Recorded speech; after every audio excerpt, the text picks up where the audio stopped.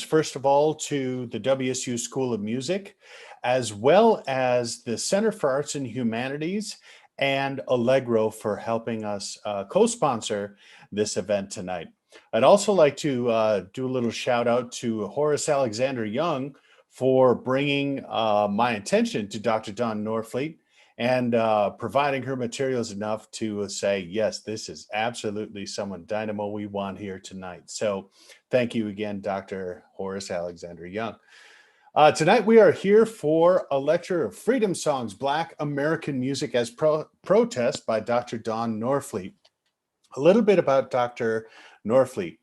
According to respected historian and Thelonious Monk biographer Dr. Robin Day G. Kelly, aka musical chameleon, Dawn Norfleet has a voice as lovely as silk and a flute style that would make Eric Dolphy smile.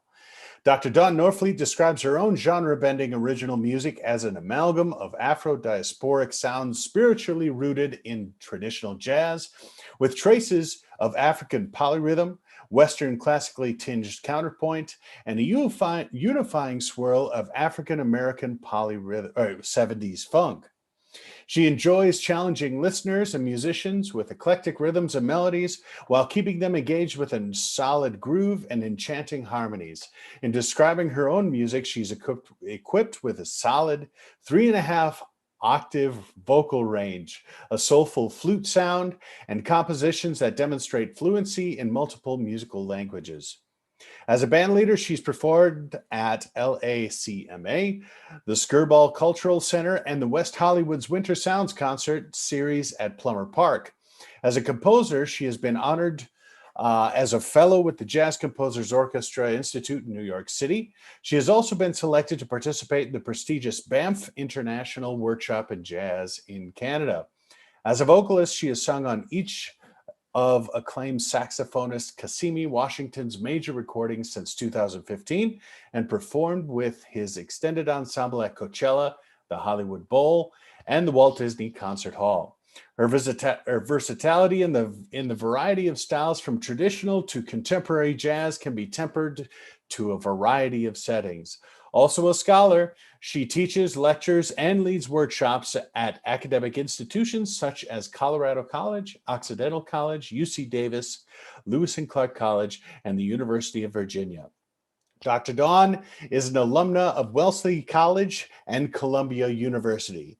WSU School of Music, please welcome Dr. Dawn Norfleet. Thank you. Oh, freedom. Oh, freedom. Oh, freedom over me. And before I be a slave, I'll be buried in my grave and go home to my Lord and be free.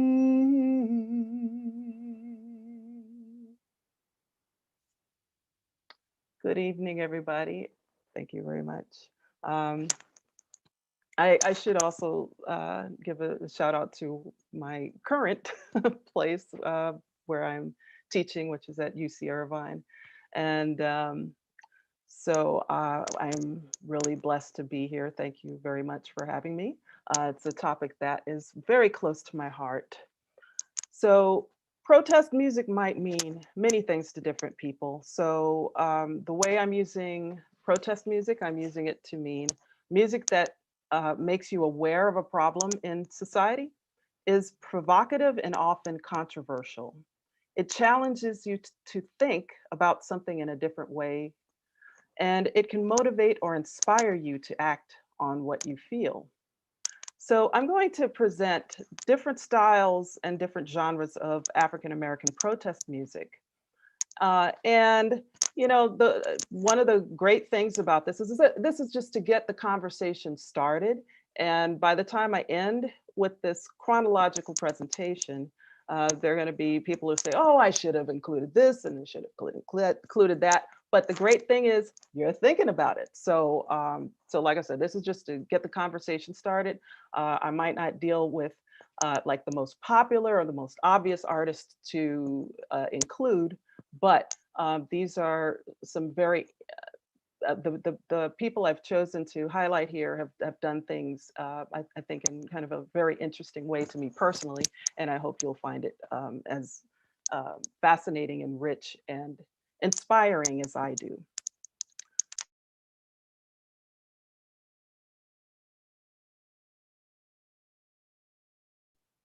I am muted. Have I been muted that whole time?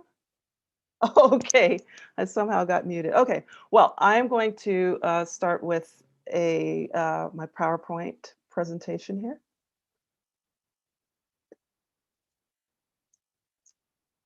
And hopefully it will all be working okay.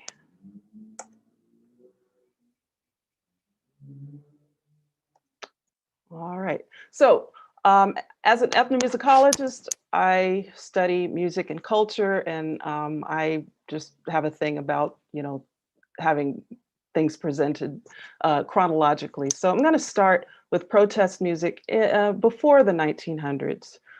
So I'm calling this section Folk Songs and an Anthem. So in brief, I'll try to get rid of this banner here. African-American folk songs that I'm going to reference here include spirituals, work songs, field calls, and acoustic blues. Not so much acoustic blues, but the other three in some way. All right, so we're going to start with spirituals. So spirituals are a type of African-American folk music. It's religious vocal melodies, likely composed during the slavery era or pre-1965. And it's a predecessor of today's gospel music, which really came about in the middle of the 1900s. So like other folk music traditions, composers were often unknown or not acknowledged. So here you see like basically a transcription. There are people who would collect African-American spirituals and write it down and put them in and publish them in books, such as the spiritual called Steal Away. And then over here you have Harriet Tubman with a shotgun, by the way.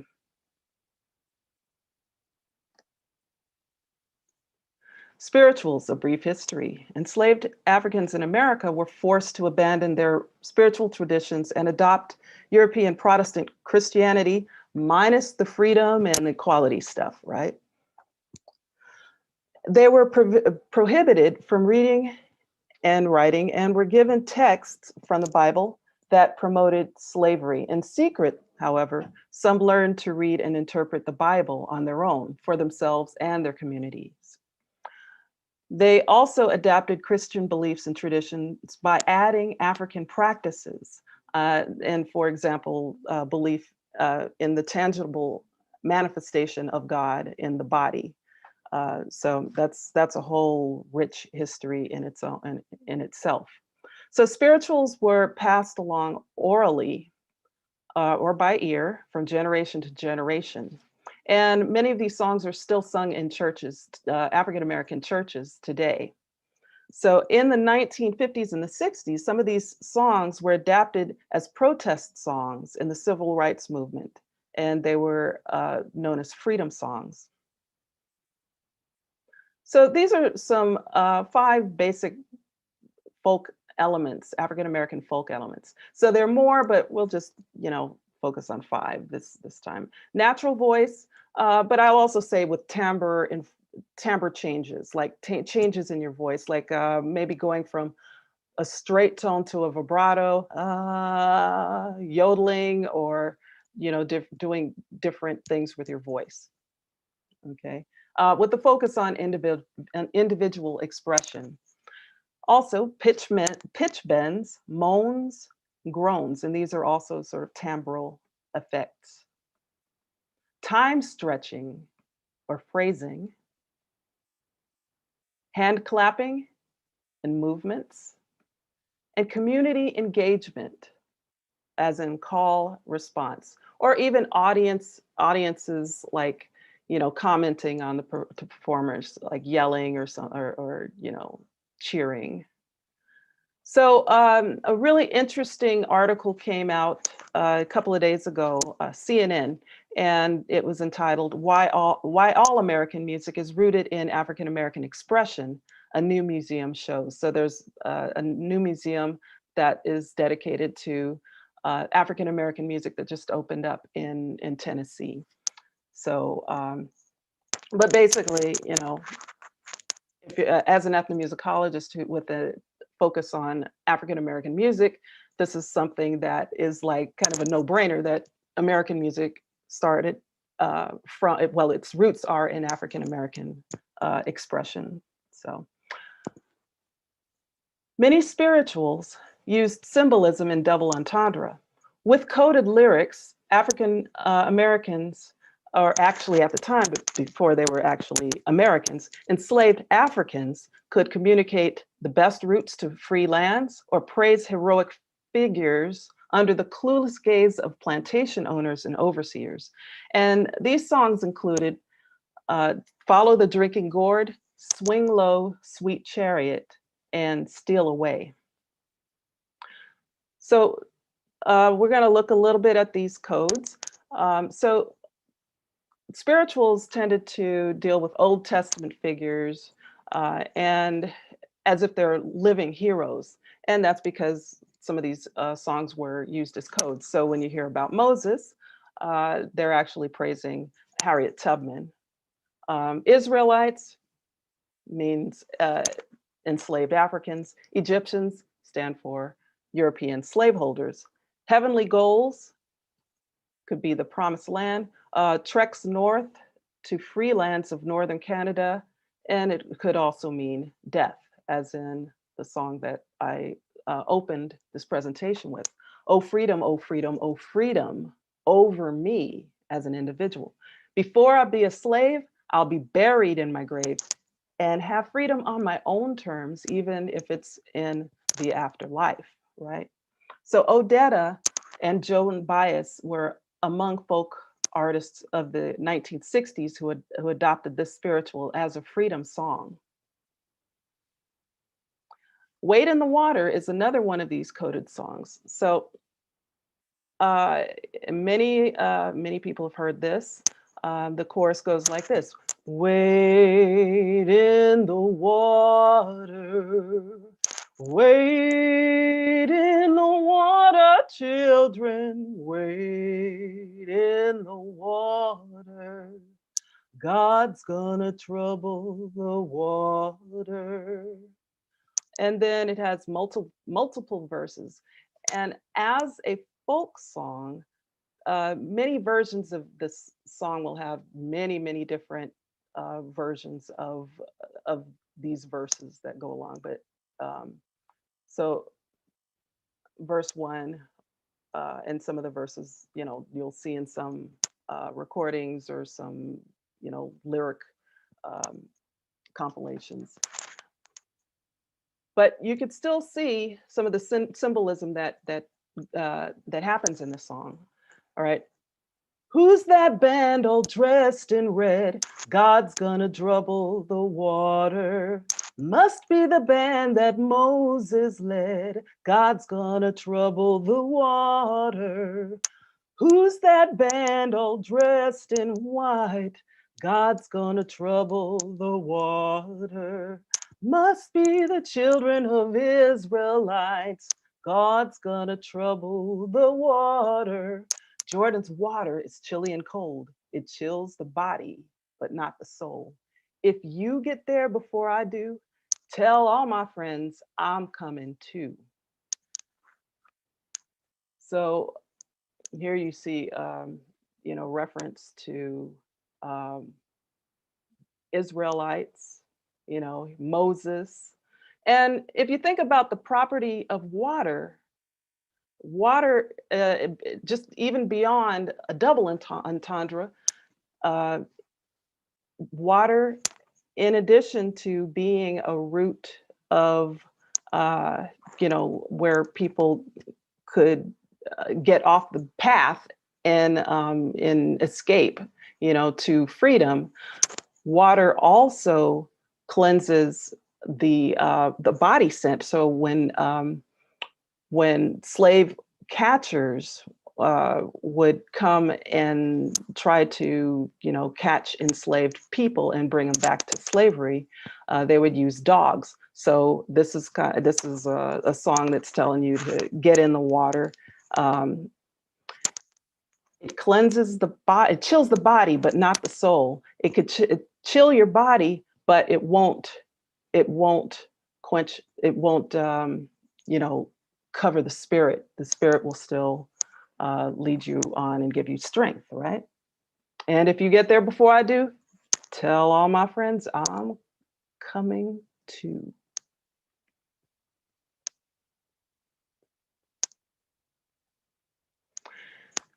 Now, these songs, as I'd mentioned before, have been reinterpreted by people from across the generations. So this is a really interesting interpretation of this song, and this is by David Pleasant, a master percussionist based in Savannah. Well, actually, he's from Savannah. I think he's in New York, but he's from Savannah. Very much an expert on the Gullah Geechee culture. And so he put his own spin on it. So he's playing uh, in this piece, he's playing tambourine and foot stomping. And then there's the lead vocalist, Miles Griffith, who's based in New York, and also a New York-based bassist named Mimi Jones. So here you'll hear elements of African American music, but you also hear how they're reinterpreting the spiritual and making it something more overtly subversive and empowering.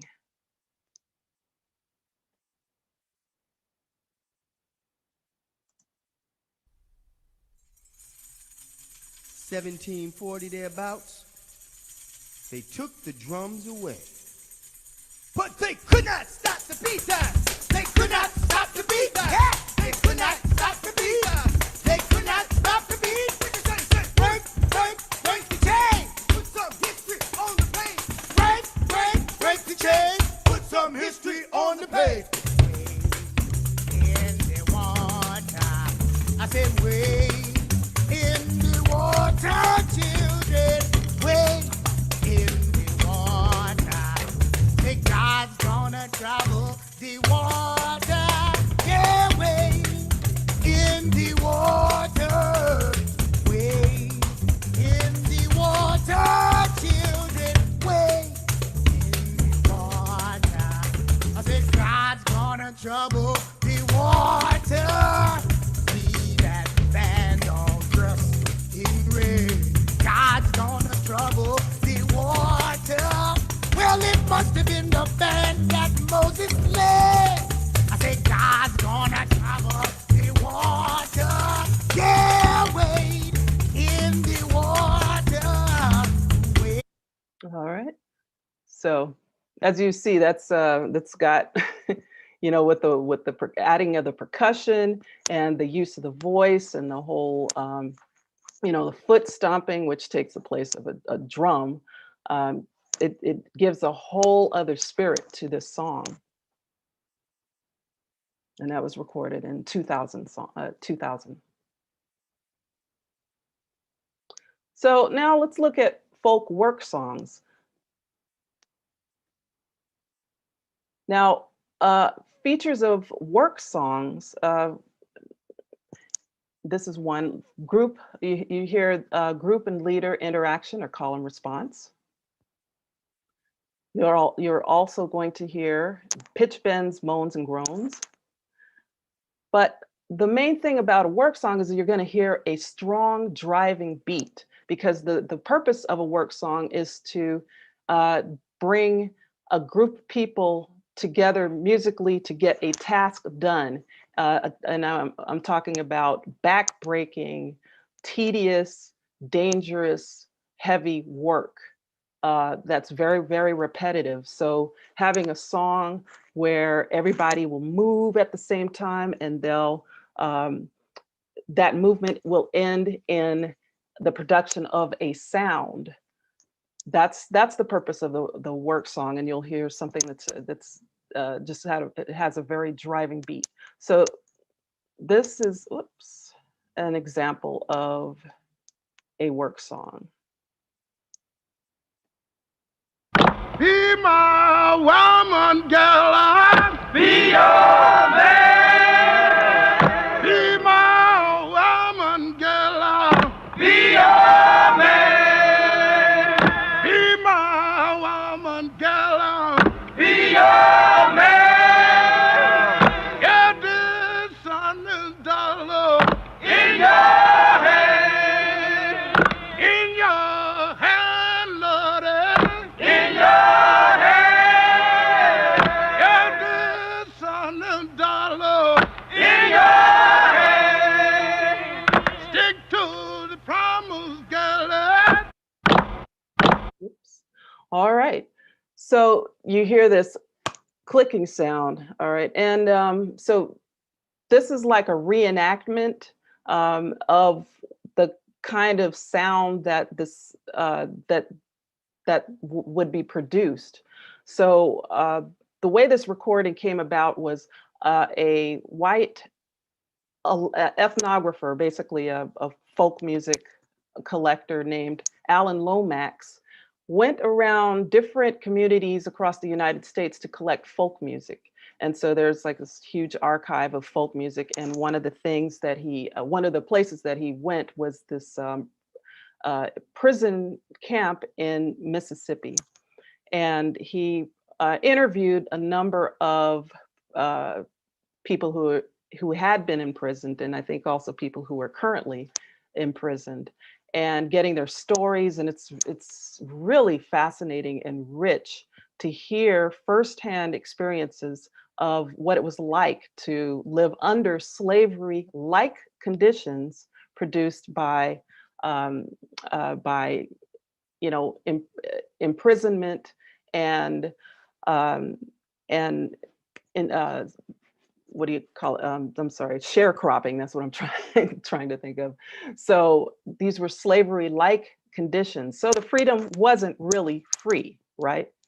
And so you hear the stories of the actual participants. And so he got people to like reenact these songs, but that, the click that you would hear, that would represent like maybe a hammer on tracks or some other kind of motion like that. So songs that were influenced by work songs included Be My Husband by Nina Simone, Work Song as a jazz classic by Cannonball Adderley, Baby Please Don't Go by Eric Clapton. And every time I play the song for students, someone always says, "Oh, well, such and such." I think Rihanna used, work songs in her music. So yeah, this collection provides a treasure trove of folk music and material, like raw resources for a lot of producers. So but hopefully these producers will also, learn something about the history behind these, and hopefully they are listening to the stories that accompany some of these songs, and they're not just kind of like taking them without learning something, and teaching the history behind these songs as well. So moving on to Jim Crow, minstrel shows and enduring stereotypes. So here in the middle, we see the kind of like the father of minstrelsy, a white performer named Thomas Daddy Rice. And this Jim Crow was a character he was famous for. And it was supposed to be that he saw an African American person who worked with horses or something like that, and Rice imitated this man's music and then built a character around it, and then a caricature.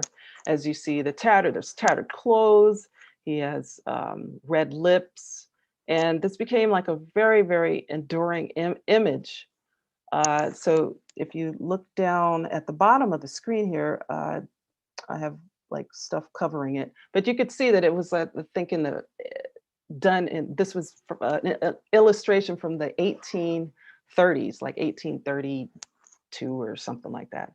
And then over on the right, we have Al Jolson, who was a white performer, and he was known for his portrayals of minstrel characters. And this was from a 1927 photo. So to talk a little bit about Jim Crow entertainment and enduring stereotypes. So slavery ended legally in 1865 after the Civil War. So after Reconstruction, a lot of the gains that African Americans got were suddenly taken away.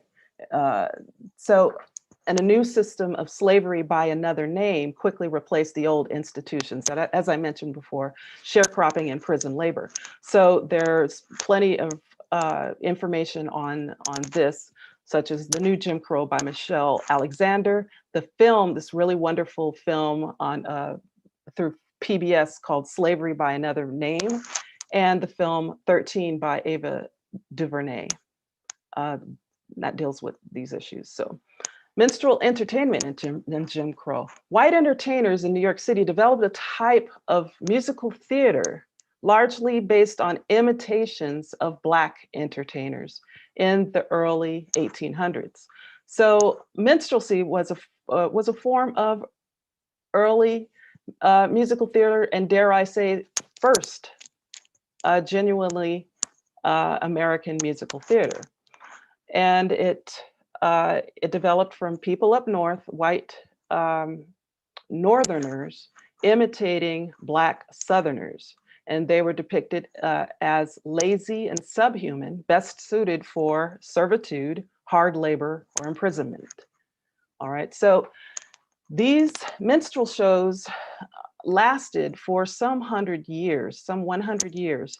And Jim Crow was a popular stereotype that came from these minstrel shows from Thomas Daddy Rice, right? Their image, Dartmouth Rice, and Thomas Daddy Rice was his stage name. And so Jim Crow was a popular stereotype that came from these minstrel shows, and it was so prevalent that it came to represent the segregated South until the Civil Rights Movement. Blackface, it's the application of black makeup to mimic the skin color of Black people. And that was a big feature of this genre. So white performers would put on like burnt cork and makeup and, whites around the eyes and red lips. And one of how that came about was the early producers of minstrel shows came out of circus production. So, and if you think of clowns, they have white face, they have, the big nose, and everything is exaggerated. So, it came from producers of circuses. So that's how you have like the red lips and the bugged out eyes and tattered clothes, and unfortunately, it became ingrained in American society because this was the craze. Instead of radio, you had traveling minstrel shows.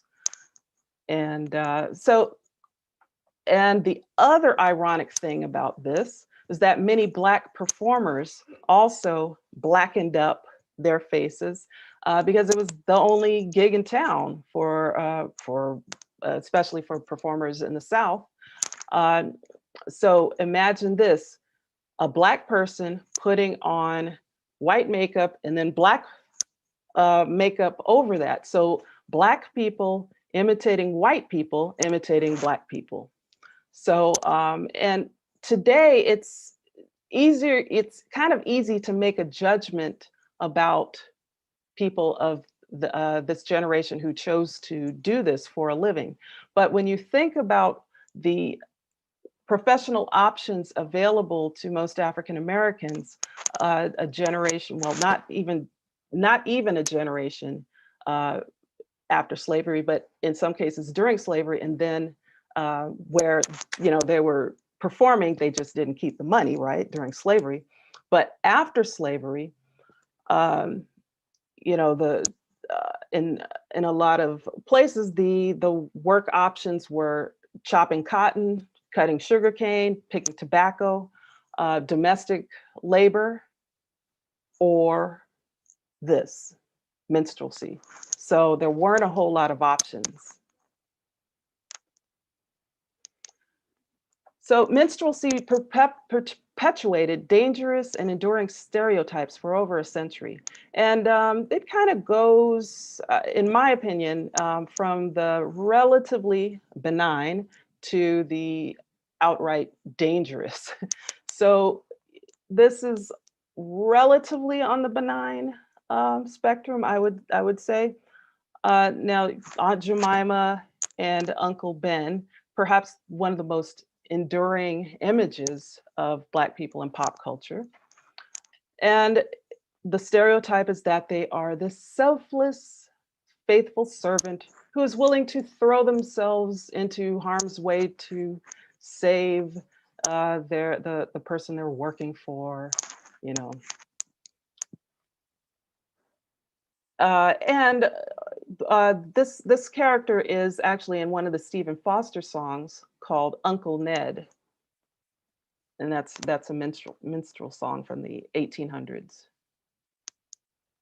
So now this is one of the enduring images that is much less benign, if you even want to say that any kind of a stereotype is benign, but that's a choice. But anyway, here you see a man with Black coloring on his face, enlarged lips that are red, carrying chickens. He's tattered, he's dirty, and he's got a watermelon. Obviously, he's stolen some chickens. All right, so this particular illustration is from I would imagine the 1800s. I'm still working on trying to get the date of this particular illustration. But if you look below here, there is a date. If you look at the second illustration down here, this was actually a California GOP women's mailing from 2008 attacking President Barack Obama. So you have him in some sort of rodent outfit or something. I don't even know what that is. And then you have the watermelon, you have the chicken, and some Kool-Aid, and then Obama bucks. And then when you look closely, it says United States food stamps. So where did that image come from? The same old Jim Crow, the whole Jim Crow imagery and mindset. So there were Black composers of minstrel songs and white composers. So a white composer was Stephen Foster. A Black composer of minstrel songs was James A. Bland.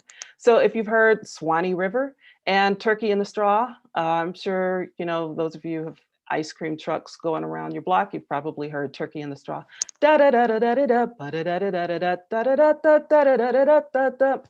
Well, guess what? That's a minstrel song.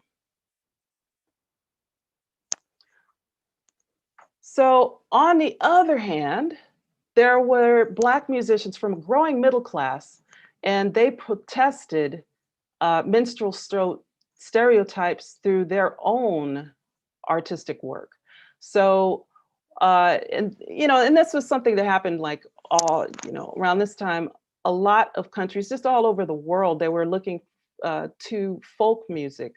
Like a lot of composers were looking to folk music as inspiration and to celebrate the national culture. So Black composers were also doing this. They were taking spirituals and arranging them using European-styled harmonies and arranging them for concert for the European-style American concert stage. And so Fisk Jubilee singers from Fisk University, they did these arranged spirituals too. So now a song that is actually not a spiritual, but it has spiritual elements in terms of theme is Lift Every Voice and Sing. It was actually a poem by James Weldon Johnson, and it was set to music by his brother, J. Rosamond Johnson. And so in 1919, the song became known as the Negro National Anthem. So in January 26, 2021, Representative James Clyburn introduced a bill to make this song a national hymn. So we'll listen to this, a little bit of it. So this is a concert by the Southeast Symphony Orchestra, an LA-based orchestra.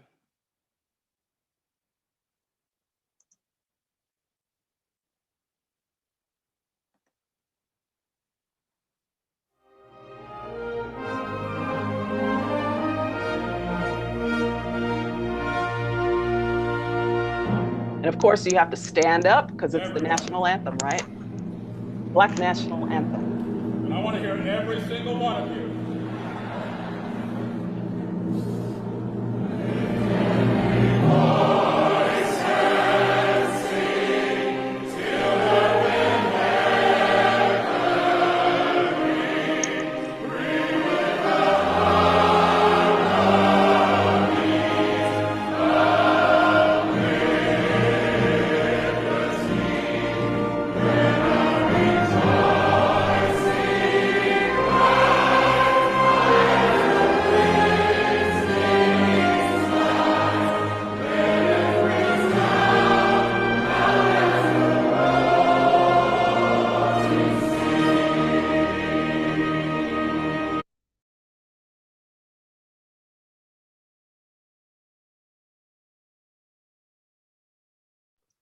So that's a bit of the first verse. There are three verses of the song. Most often, the first verse is the one that people will sing, and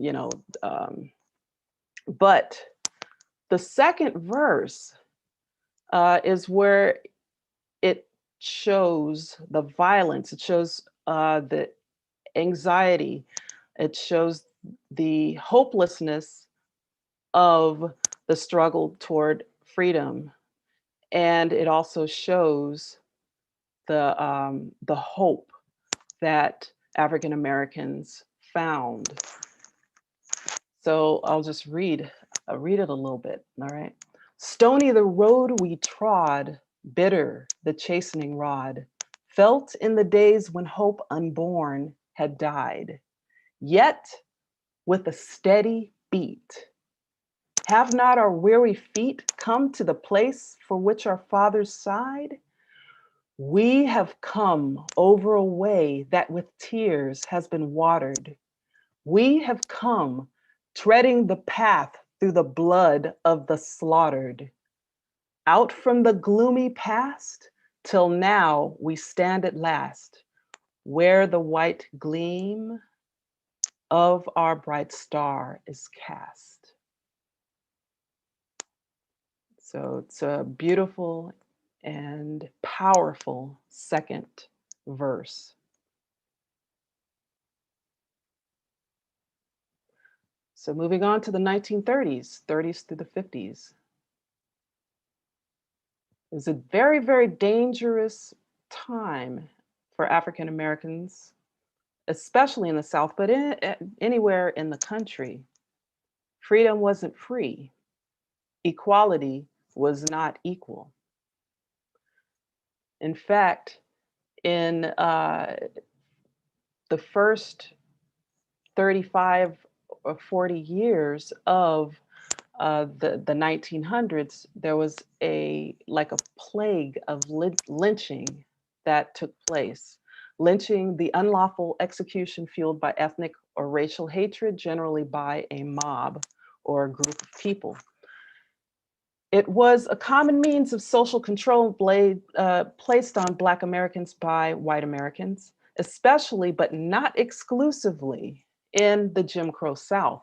Victims were typically Black men who were accused of assaulting a white woman. Now, assaulting in the Jim Crow South, in the illogic of the Jim Crow South, assault could mean a mere brushing up against by accident. It could mean looking a white person in the eye, not addressing them as ma'am or something. But generally, it was just the accusation of it that was the admission of guilt. And the admission of guilt was often a death sentence. So a lot of false accusations were made, and riotous mobs gathered, and they kidnapped, they tortured, they murdered. According to a Tuskegee University study, at least 4,000 Black people were lynched between 1877, or the end of Reconstruction, and 1950. And not all murders were reported as lynching. So the true number is not known. And that's not to say that Black people were the only people lynched, but given the society, Black people were targeted and for social control. So it did happen. There were white people like out west that were lynched. But as far as using lynching as social control over a community of people, Black people were generally the targets. So out of courtesy, the next image is going to be quite disturbing. A photo image of the double lynching of Thomas Shipp and Abram Smith in Marion, Indiana, not the South, right? Marion, Indiana in 1930. This photograph inspired a poem that we're going to talk about next. But before we do, you can actually see these human beings that are hanging from the tree. Obviously, they were tortured. And the other telling thing is, you see these people down here, they're smiling, they have their hats on, they look like maybe they had spent all Sunday in church service and, you know, with their families. And then they came out for this regular, law-abiding, so to speak, American, everyday American citizens. And this was the normal for some people.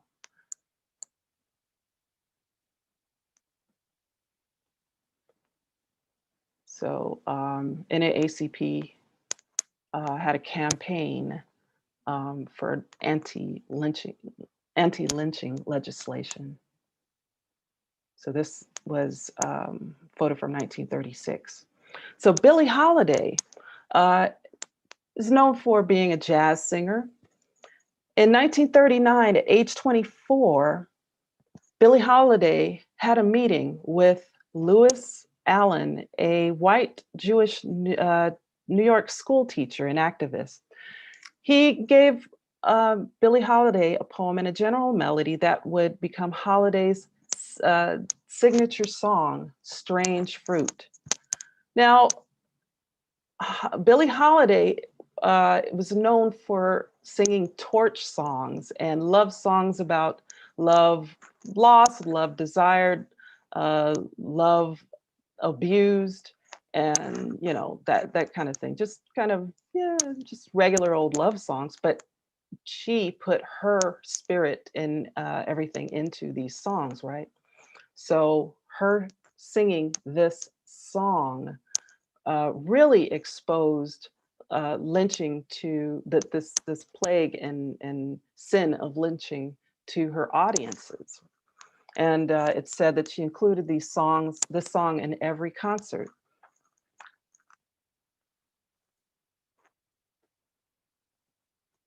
So let's hear Strange Fruit by Billie Holiday, poem by Abel Meeropol.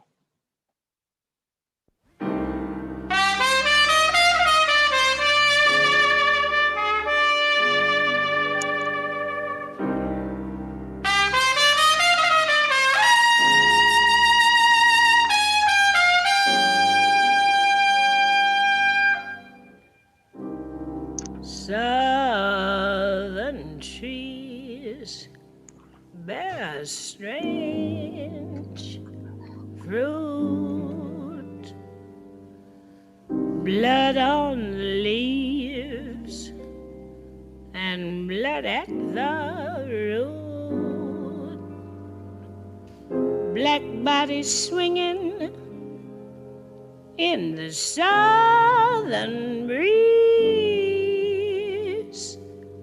strange fruit hanging from the poplar trees.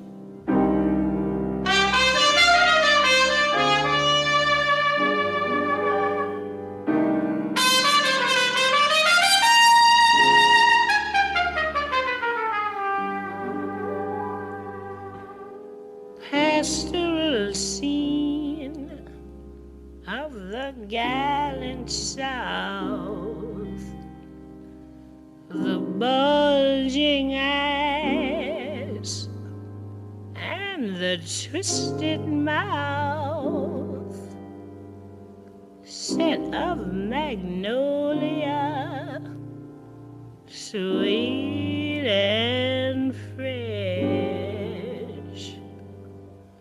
Then the sudden smell of burning flesh. Here is a fruit for the crows to pluck, for the rain to gather, for the wind to suck, for the sun to rot, for the tree to drop.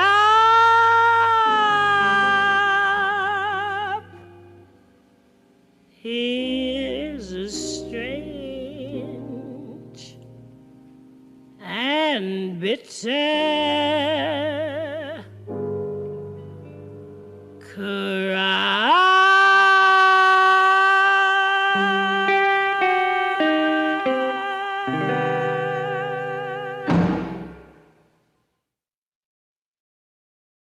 All right, Billie Holiday, Strange Fruit.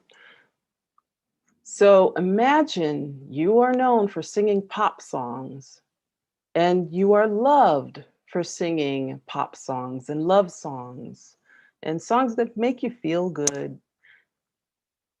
And then you hear this. So it's also said that she did pay a price in terms of her safety and well-being, that she was targeted by police. She and Black performers in general who traveled around, they were often targeted by police for violence and trumped up charges and things like that.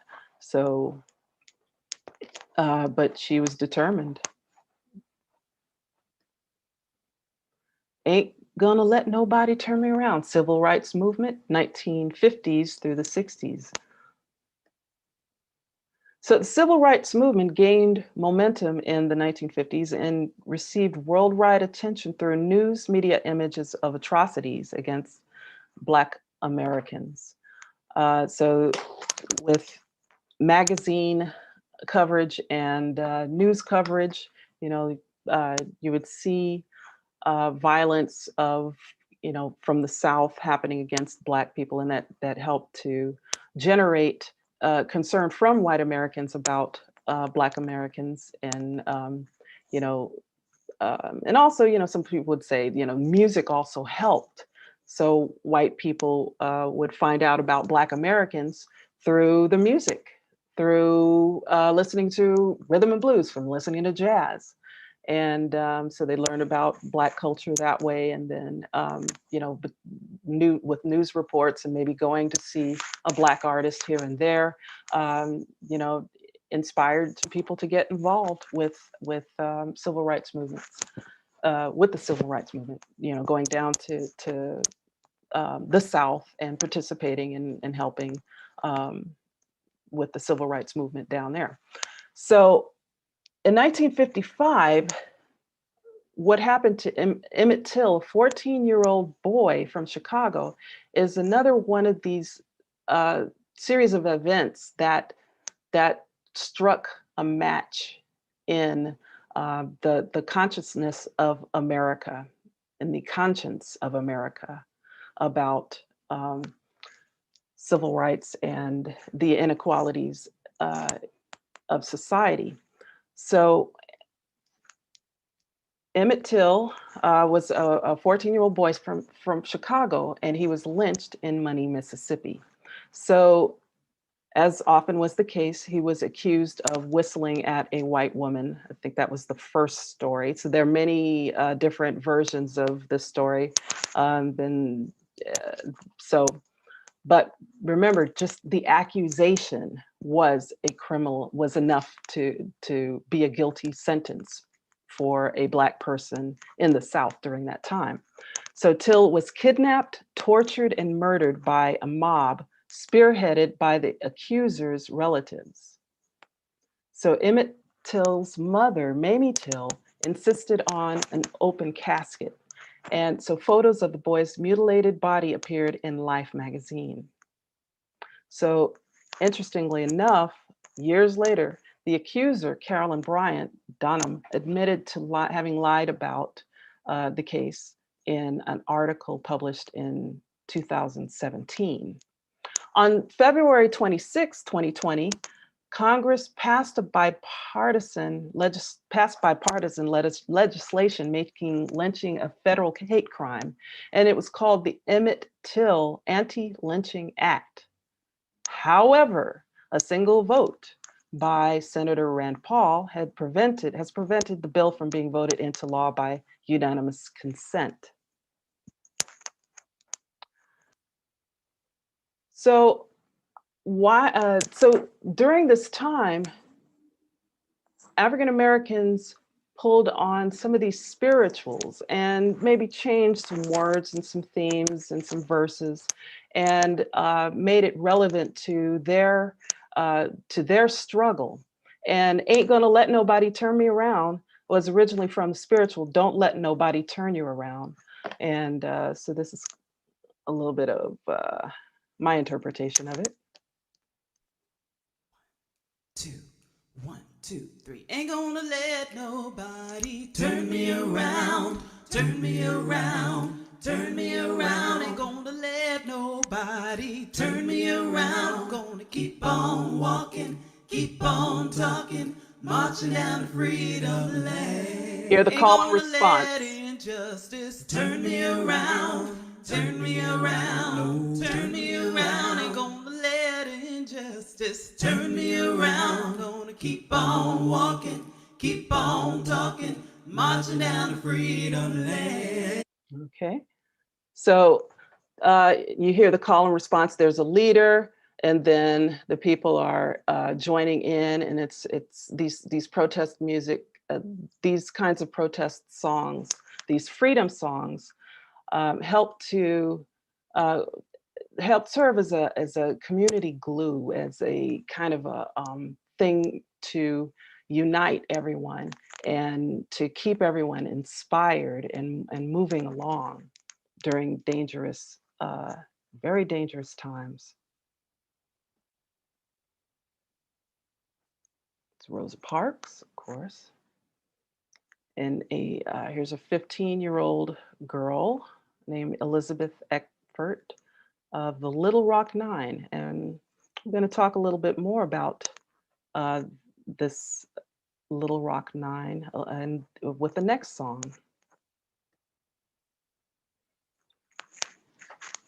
Charles Mingus was a jazz bassist, one of the bebop pioneers, and he branched off into more kind of relatively avant-garde for the time music.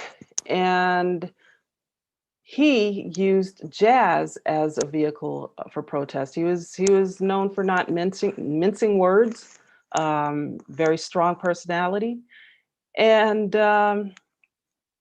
so at the time, like this, there are two songs basically that he did all around the same theme. One is called Fables of Faubus, and the other song is Original Faubus Fables. So the long and the short of the story is Charles Mingus recorded the song with lyrics. Then the record company wouldn't put out the song. So then he recorded the song without lyrics. And that was called Fables of Faubus. So then afterward, he put out the original song with the lyrics, and that became known as Original Faubus Fables, even though it has a later publishing date. All right, so now the song was dedicated to, as he calls the first, second, and third All-American Heel, the then current governor of Arkansas, who ordered the National Guard and the shutdown of the of Little Rock Central High School to prevent integration efforts, such as the photo we saw in the previous slide.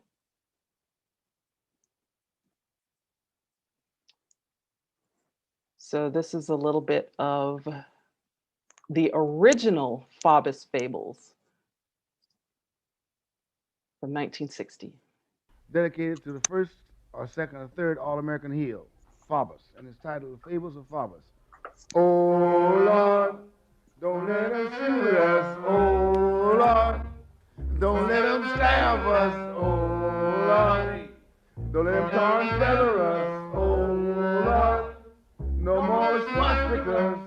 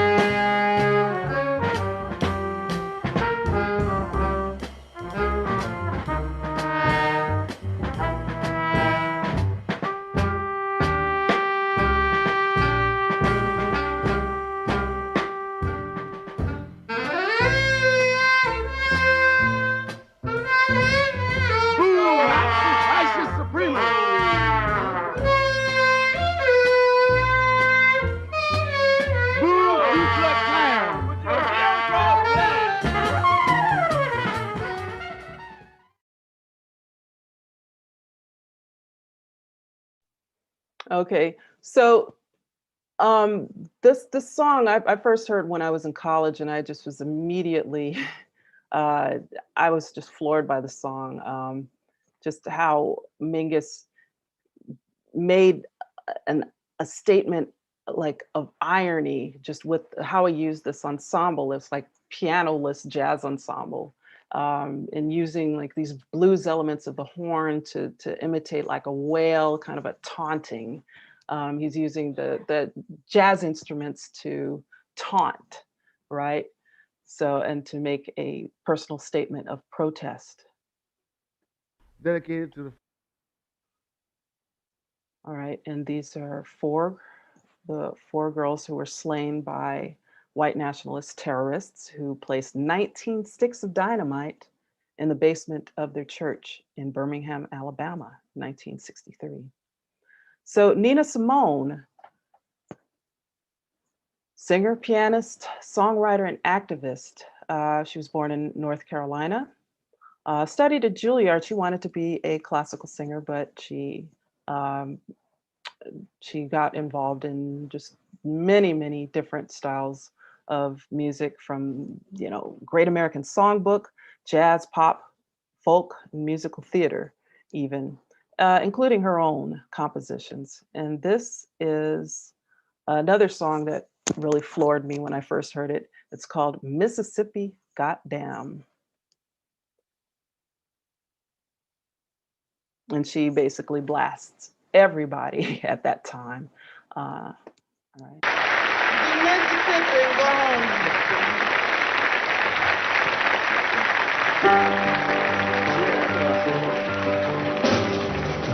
Mississippi Goddamn, this is our last tune. We had some request for it.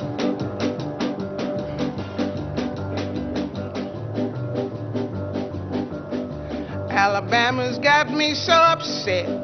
Tennessee made me lose my rest. And everybody knows about Mississippi goddamn.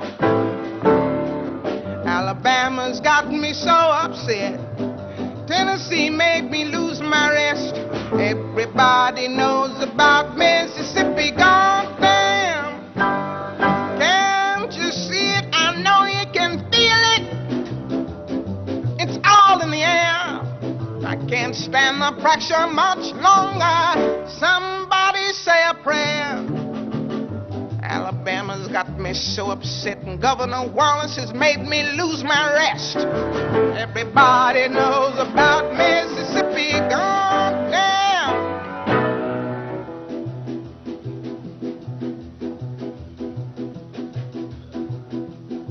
Hound dogs on my trail, school children sitting in jail. Black cat crossed my path. I think every day's gonna be my last. Lord have mercy on the land of mine. We all gonna get it in due time. I don't belong here, I don't belong there. I've even stopped believing in prayer. Don't tell me, I'll tell you. Me and my people just about do. I've been there, so I know they keep on saying, go slow. That's just the trouble. Too slow. Washing the windows. Too slow. Picking the cotton. Too slow. We're just plain rotten. Too slow. We're too damn lazy. Too slow. Our thinking's crazy. Too slow. Where am I going? What am I doing? I don't know. Just try to do my very best.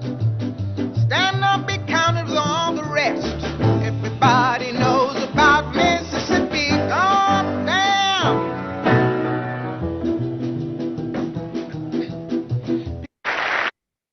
All right.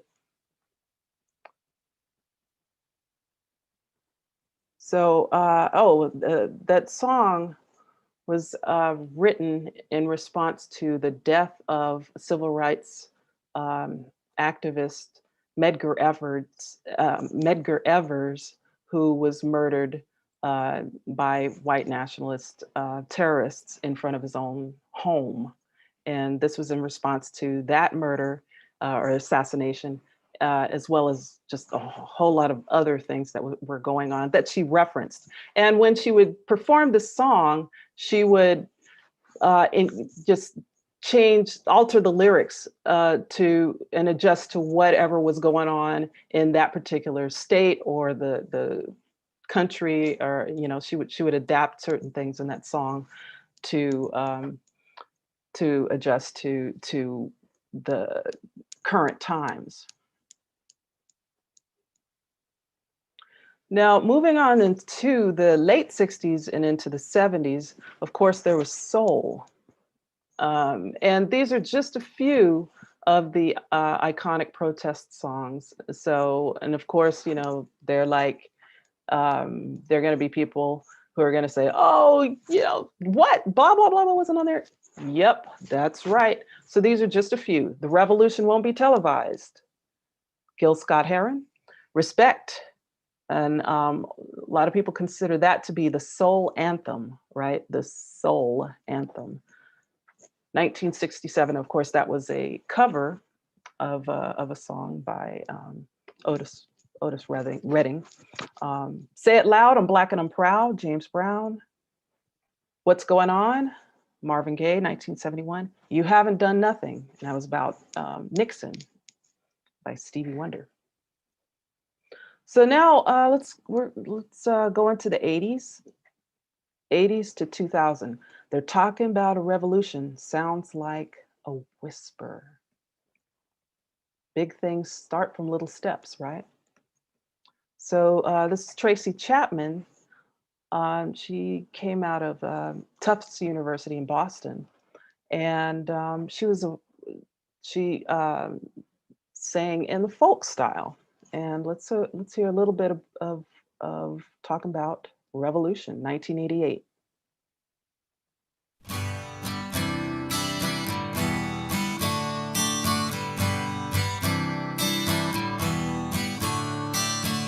Don't you know, they're talking about a revolution. It sounds like a whisper. Don't you know, they're talking about a revolution. It sounds like a whisper. While they're standing in the welfare lines, crying at the doorsteps of those armies of salvation, wasting time in the unemployment lines, sitting around waiting for a promotion. Don't you know, talking about a revolution. It sounds just poor people gonna rise up and get their share. Poor people gonna rise up and take what's theirs. So the 80s were considered the me decade, right? So she's talking about, the excesses of capitalism, about poor people going to rise up and get their share, right? Now, in the 90s, there was the rise of video technology and high-profile reports of police violence. So in New York City, where I was living at the time, there were these high-profile reports of police violence, and the most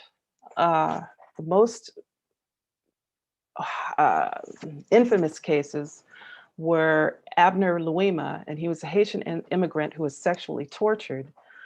And then there was Amadou Diallo, a West African immigrant who was shot and killed while reaching for his wallet.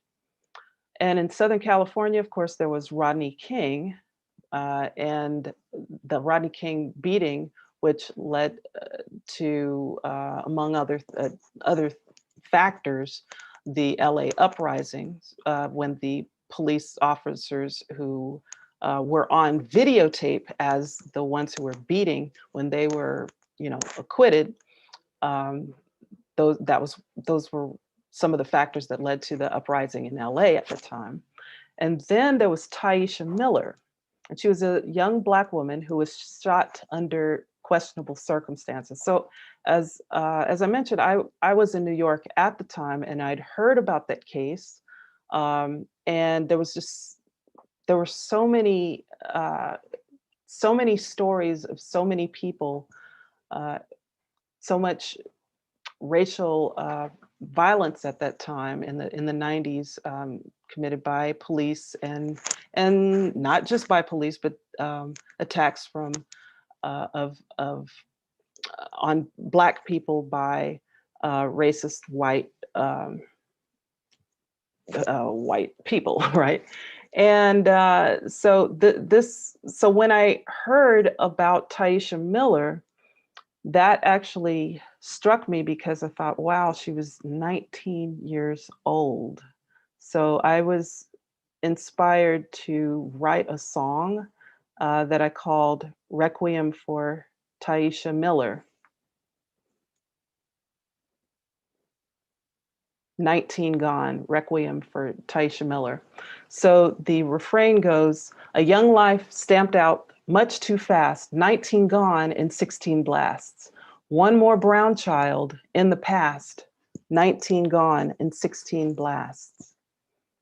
So West Coast winter night began, festive time towards century's end. Some friends took a drive down a lonely road, left sick girl in the cars they phone, gun in her lap. Police were warned as flashlights shined on slumbering form. Then deep sleep changed to loud nightmare as lead and fire ripped through the air. So row, row, row your boat through broken dreams, shattered in a windshield, because none heard your plea. Shots rained like hail, the judgment complete. Guilty as sin for the crime of being. 12 in the back, 4 in the head, because she aimed first. The first lie said, steel wombs don't shed a mother's tear. Your anti-birth, smoke, blood, and fear. So this is a performance. I wrote the song in 2000, and this is a performance with a wonderful pianist named Andy Milne, and this is from 2016.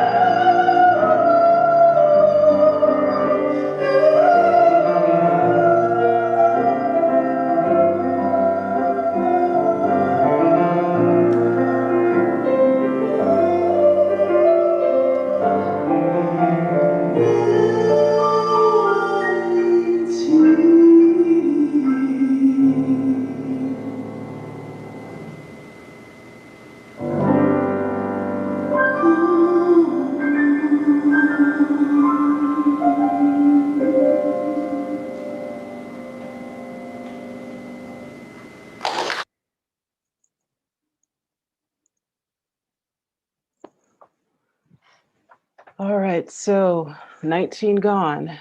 And unfortunately, I find myself not being able to put that song to rest. Um, so, so these moving into the uh, toward the 2000s, there of course is the rise of hip hop, and some protest songs include "The Message," Grandmaster Flash, and "Rest in Peace" Duke Booty, who was part of the Furious Five and this whole recording, right? Um, who just passed away. Of course, there's F the Police by NWA, Fight the Power, Public Enemy, Cop Killer by Body Count. And in 1992, this was a huge deal. Cop Killer was fronted by Ice-T, who's now, has been in like a cop show, ironically. So anyway, this is just a few of the iconic protest songs of the 80s and 90s. So 2001, there was a group, not very well-known group outside of Oakland, but it was called The Coup, and they came out with an album entitled Party Music. It was released, I believe, shortly after 9/11, but the artwork and all of that actually happened. The decisions, I think, were made, if I have the story straight, they were actually made before the Twin Towers were attacked. So it was just ironic now. But of course, that was due to the controversy. They changed the album cover to the image on the right. So now we're getting into the present day, where a whisper becomes a scream. The revolution will not be televised, but it might be tweeted. So you have Black Lives Matter and Movement for Black Lives. So Black Lives Matter was started in 2012 to protest the murder of Trayvon Martin by George Zimmerman. And then the BLM movement was formed in response to Zimmerman's acquittal, based on the cry, Black Lives Matter. So Movement for Black Lives was founded also in response to police abuse. So the anthem of that movement was Kendrick Lamar's All Right.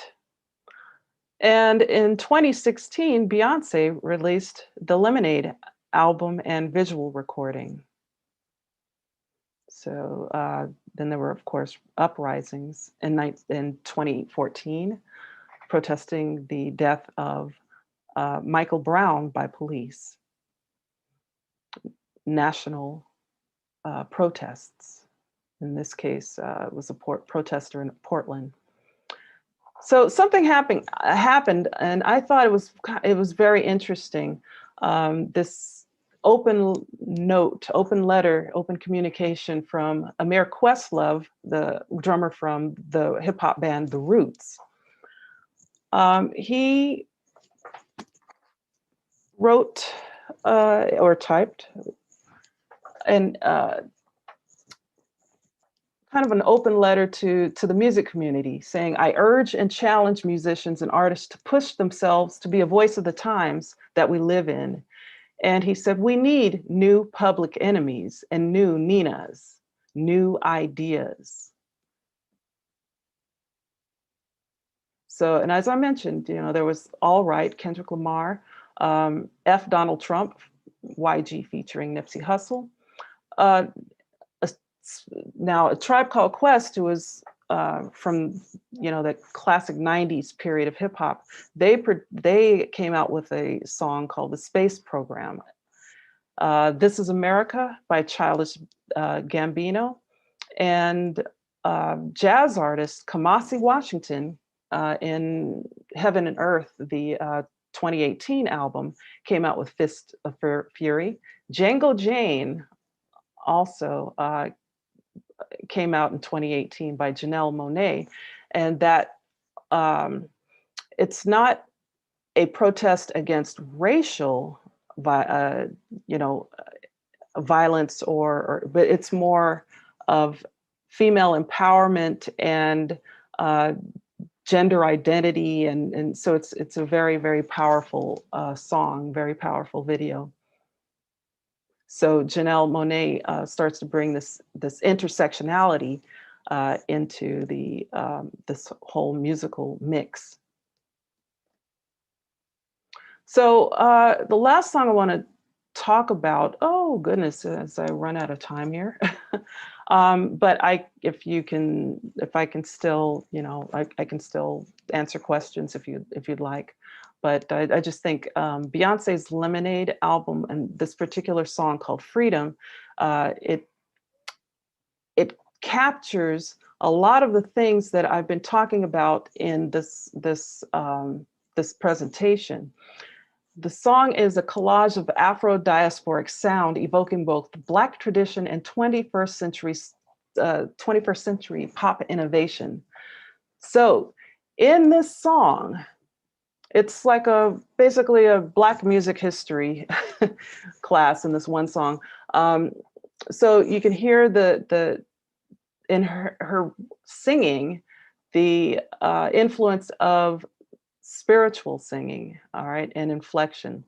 You'll also hear a sample of a work song from the archives of Alan Lomax. So if you look at the people who are credited, who have credits in the composition of the song, you'll see a whole list of names. And that includes the producers and the people who wrote the lyrics, but also Alan Lomax and the band that produced the sample, or the song, the original song actually that was sampled. You'll also see you'll hear and see a thematic reference to a folk spiritual, Wade in the Water, and themes of freedom as a double entendre of self-determination in love and life. You'll also hear politically themed hip hop tradition with Kendrick Lamar's lyrical excerpt. So there's a whole lot happening in this one song. Here's the sample with the work song.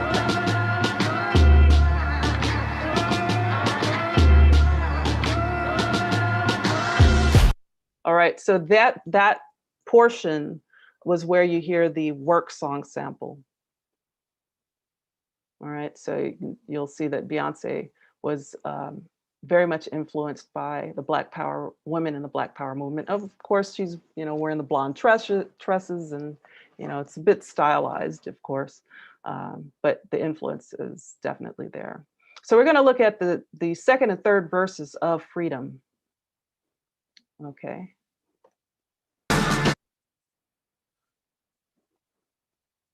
So here we go. I'ma wade through the waters till the tide don't move. I'ma riot through your borders. Call me bulletproof.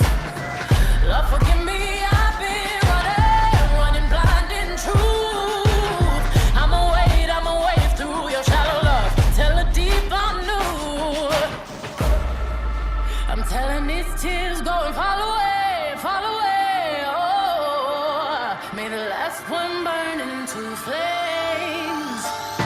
Freedom, freedom, I can't move. Freedom, cut me loose. Yeah. Freedom, freedom, where are you? 'Cause I need freedom too. I break chains all by myself. Won't let my freedom rot in hell. Hey, I'ma keep on running 'cause the winner don't quit on themselves. 10 Hail Marys, I meditate for practice. Channel 9 News tell me I'm moving backwards. 8 blacks left, death is around the corner. 7 misleading statements about my persona. 6 headlights waving in my direction. Come on. 5-0 asking me what's in my possession. Yeah, I keep running, jumping the aqueducts, fire hydrants and hazardous smoke alarms on the back of us. But mama, don't cry for me, ride for me, try for me, live for me, breathe for me, sing for me. Honestly, guiding me, I can be more than I gotta be. Stole from me, lied to me, nation hypocrisy, code on me, driving me wicked. My spirit inspired me like yeah. Open correctional gates in high desert. Yeah. Open our mind as we cast away oppression. Open the streets and watch our beliefs. And when they carve my name inside the concrete, I pray it forever reads. Freedom, freedom, I can't move. Freedom, cut me loose. Yeah, freedom. All right. Oops. So, like I said, there's a lot going on in that song. You know, I thought that the chorus, the way Beyonce sings the chorus, it's very much like, it's very much as if she's singing a spiritual. And you see the references to the spiritual weight in the water. You hear the use of a folk song, the work song specifically, beneath Kendrick Lamar's lyric right there. So like I said, there was a lot of stuff happening in that song. So then of course, regarding, you know, the current political climate, national protests against police violence. Years ago, this happened, right? Or last June. The Minneapolis police station burned down in response to the police killing of George Floyd. Murders of George Floyd, Ahmaud Arbery, Breonna Taylor, that spawned a whole new round of protests around the country. And then, of course, last month's, what many of us will say is a reaction to Black people and people of color in general demanding equality. And then there's like a reaction to that's been happening. So a mob of attackers attempting to overturn the presidential election. So now what kind of music is this going to spark? What new movements will these last few months inspire, this last year inspire, with COVID, protests, Black Lives Matter, and the whole country, people of just all nationalities starting to look out for each other, right? So dangerous times, but exciting times for artists and creative people pushing the envelope. So what is next? Rather than predict any new trends, I strive to create new histories through my art form and inspire others. So actually, I apologize for this. This was actually supposed to be in the previous group. So to close, African-American protest music of African Americans is a symbol and propelling agent for rebellion in the present, inspiration from the past, and hope for the future. In other words, the power of music. Funk not only moves, it can remove, dig?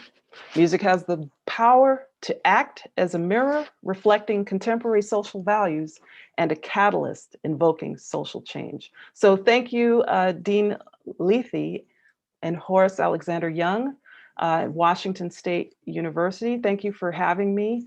And if you would like to stick around to ask some questions, I'm still here. I'm not going anywhere. And you can catch me on social media, Facebook, YouTube channel and whatnot. Don't bother with Twitter and Instagram and that kind of thing. So thank you once again, and I will stop the share. All right, thank you, Dr. Norfleet. Yes. Okay, we're gonna start a little bit of a Q&A here. I have at least one question here, and feel free to offer some in the chat and we'll get going.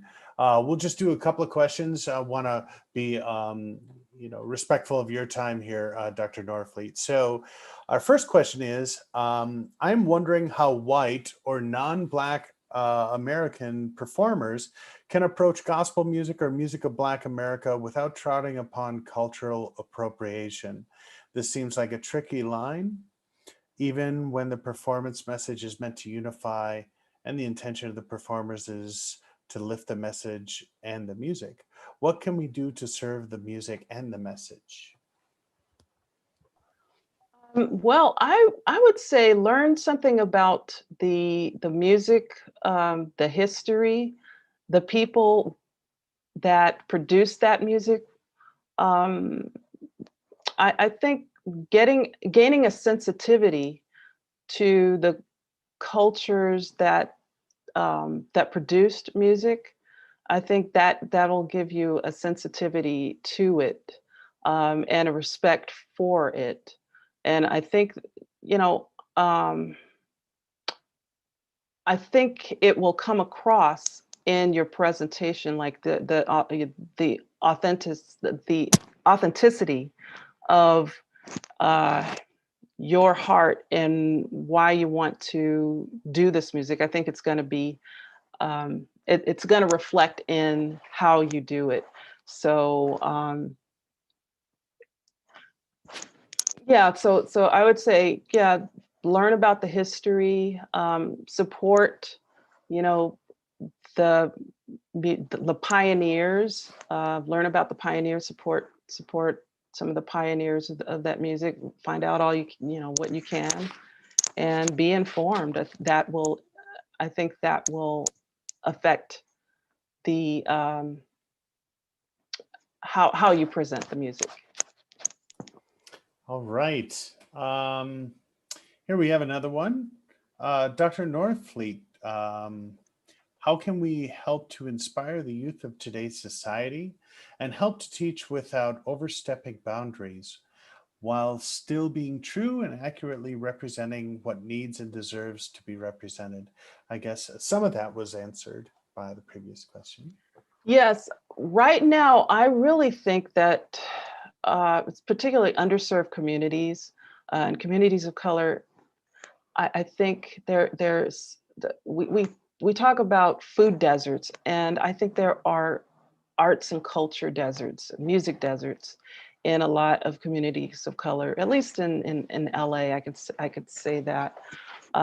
So I think if there's a way you can volunteer or work with with an organization, again, you know, once again, you know, if you're coming to it with a genuine spirit of helping, I'm not saying it's going to be necessarily easy, but you're gonna, you know, you may face some resistance, you may not, you know, but if you really want to make a difference, that is that's a place where there's a need, and that is outreach, musical outreach. There are organizations, at least in LA, and I'm sure there are in different communities, where you can work with organizations or work with youth, or even just, you know, contribute to organizations that are already connected. So I really think that music education is and music access are things that are very much needed in communities of color and underserved communities. And yeah, there are different ways that you can help. One is you could actually go to the communities and help directly, or you can support people and organizations that do that. So. All right, one last question. We had a couple, but we're going to stop after this one question here. So we have, of course, a number of music education students here at WSU. Great. So how can our music education students talk about Black history in regards to music if we haven't ourselves experienced Black history, or if these educators are concerned about exposing students to the violence of this history? History is violent.